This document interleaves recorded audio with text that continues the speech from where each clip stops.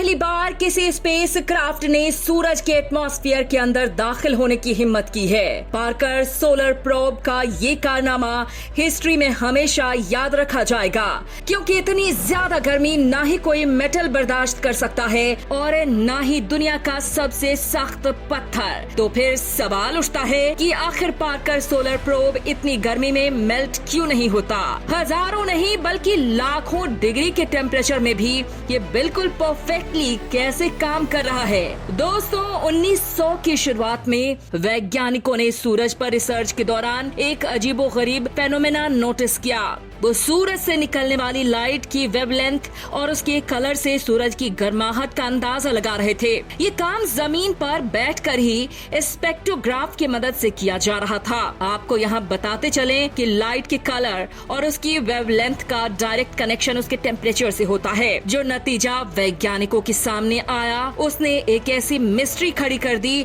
जिसको आज तक समझा नहीं जा सका। उन्होंने क्या देखा कि सूरज की सतह है यानी उसकी सरफेस का टेम्परेचर तो 5500 डिग्री सेल्सियस है, जबकि उसकी सबसे आउटर एटमॉस्फेरिक लेयर कोरोना का टेम्परेचर 5 लाख डिग्री सेल्सियस से भी ज्यादा है, यानी सूरज की सतह से भी कम 100 टाइम्स ज्यादा। ये ऐसा ही है जैसे आग से दूर जाने पर हमें गर्माहट ज्यादा महसूस हो। ये एक बहुत ही अनोखा फेनोमेना है जिसको समझने के लिए साइंटिस्ट पिछले 100 सालों से लगातार कोशिशें कर रहे हैं। नॉर्मली ये लेयर सूरज की रोशनी में छुपी होती है और इसको देखना सिर्फ सोलर एक्लिप्स के दौरान पॉसिबल होता है या फिर क्रोनोग्राफ सन शेड की मदद से। 1958 में नासा की एस्टेब्लिशमेंट के बाद कई स्पेस मिशंस का आगाज हुआ। एक के बाद एक सैटेलाइट्स और स्पेस क्राफ्ट ने पहली बार स्पेस में कदम रखा, लेकिन सूरज की इस अनोखी फेनोमेना को समझने के लिए जरूरी था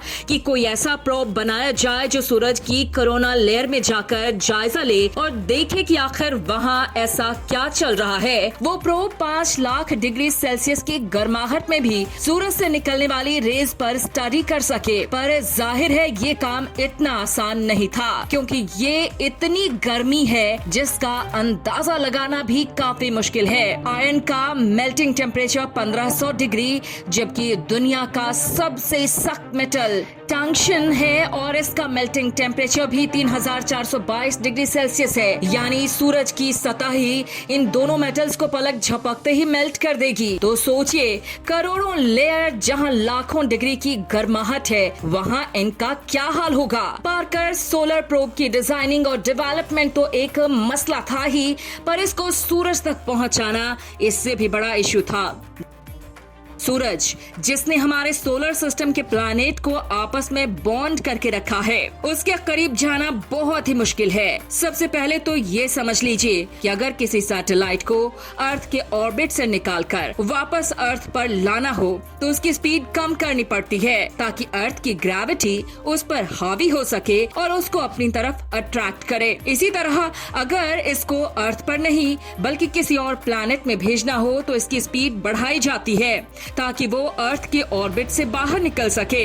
सपोज मार्स पर अगर किसी स्पेस क्राफ्ट को भेजना हो तो पहले उसको रॉकेट की मदद से अर्थ के ऑर्बिट में लाया जाता है और उसके बाद सही टाइम, सही एंगल और सही स्पीड से उसको अर्थ के ऑर्बिट से निकाला जाता है। अर्थ के ऑर्बिट से स्पेस क्राफ्ट को निकालना बहुत एनर्जी कंज्यूमिंग काम होता है। रॉकेट की मदद से वो अर्थ के ऑर्बिट तक तो आ गया, लेकिन अब यहाँ पर रॉकेट नहीं होते, लिहाजा इस स्पेस क्राफ्ट में ही लगे छोटे रॉकेट को इस्तेमाल करके इसकी स्पीड आहिस्ता आहिस्ता बढ़ाकर उसको ऑर्बिट से निकाला जाता है। मार्स क्योंकि अर्थ से सूरज के मुकाबले में बहुत करीब है, इसीलिए जिस एंगल में इस स्पेस क्राफ्ट को लॉन्च किया जाता है वो एंगल इतना ज्यादा नहीं होता, लेकिन सूरज और अर्थ के दरमियान का डिस्टेंस 150 मिलियन किलोमीटर है और अर्थ के ऑर्बिट से निकालकर इसको सूरज के ऑर्बिट में डालने के लिए एंगल भी बहुत बड़ा चाहिए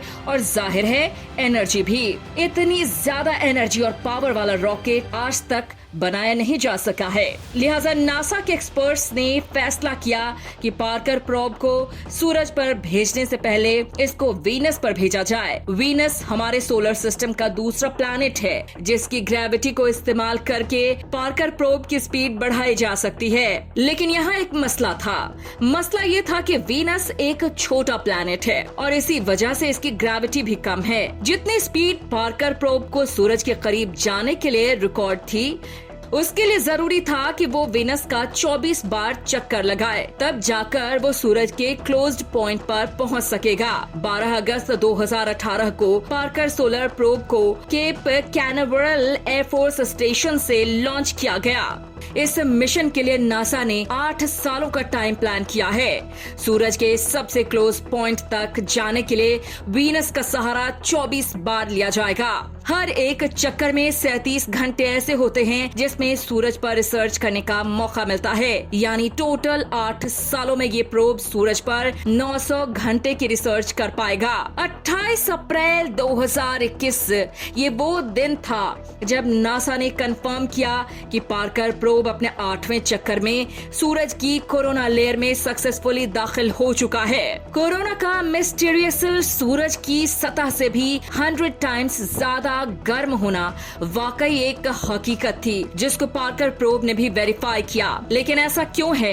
कौन सी ऐसी ताकत है जो मिस्टीरियस कोरोना लेयर को सूरज की सतह से भी ज्यादा गर्म कर रही है? इस पर अभी तक रिसर्च चल रही है। अब आते हैं हम अपने मेन सवाल की तरफ कि आखिर इतनी ज्यादा गर्मी में पार्कर सोलर प्रोब मेल्ट क्यों नहीं हो रहा। पार्कर प्रोब की जो साइड सूरज को फेस किए हुए है वहाँ एक हीट शील्ड लगाई गई है जिसको कार्बन फोम से बनाया गया है। ये कोई आम फोम नहीं है बल्कि इसको अल्ट्रा मैट कंपनी ने खास तौर पर सूरज की गर्माहट को एब्जॉर्ब करने के हिसाब से डिजाइन किया है। ये फोम के अंदर से 97% खाली है जो हीट शील्ड को और ज्यादा इफेक्टिव बनाती है। इसके अलावा इस पर कार्बन कंपोजिट की एक लेयर भी चढ़ाई गई है जिसको ग्रेफाइट और रेजिन से मिलाकर बनाया गया है। ये मिक्सचर हीट शील्ड की दोनों साइडों पर लगाकर इसको सुपर हिट किया गया जिससे ये कार्बन की प्योरेस्ट फॉर्म में बदल गया।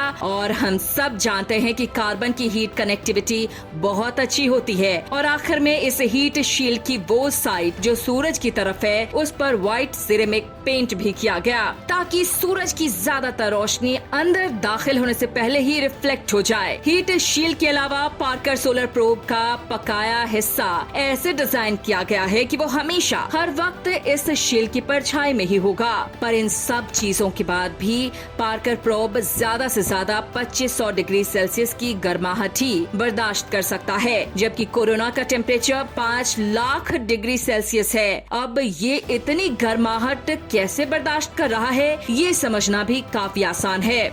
लॉ ऑफ थर्मोडायनामिक्स के मुताबिक हीट को ट्रांसफर होने के लिए भी कोई मीडियम चाहिए। जैसा कि गर्मियों में अर्थ पर हवा में मौजूद पार्टिकल्स और वेपर्स अपने अंदर गर्माहट लेकर चलते हैं जिनकी वजह से हमें रात के वक्त भी गर्मी लगती है। अगर पार्टिकल्स कम होंगे तो हीट भी इतनी आसानी से ट्रैवल नहीं कर पाएगी। जैसा कि उबलते हुए पानी में हाथ डालने से फौरन जलन होगी जबकि 300 डिग्री के ओवन में हाथ डालकर फौरन निकालने से शायद हमें मालूम भी ना पड़े। ये सिर्फ इस वजह से मुमकिन है क्योंकि पानी के मॉलिक्यूल्स हमसे टच होते हैं जबकि ओवन में कोई चीज हमसे टच नहीं होती। एक्सपर्ट्स का कहना है कि पार्कर सोलर प्रोब की हीट शील्ड पर 1200 डिग्री सेल्सियस होता है जबकि उसका पिछला हिस्सा जहां सूरज की रोशनी नहीं लगती वहां टेम्परेचर माइनस में होता है क्योंकि वहां कोई पार्टिकल्स नहीं है जो हीट को ट्रांसफर कर सके। यही रीजन है कि पार्कर सोलर प्रोब सूरज के इतना करीब होने के बावजूद भी मेल्ट नहीं हो रहा। धन्यवाद।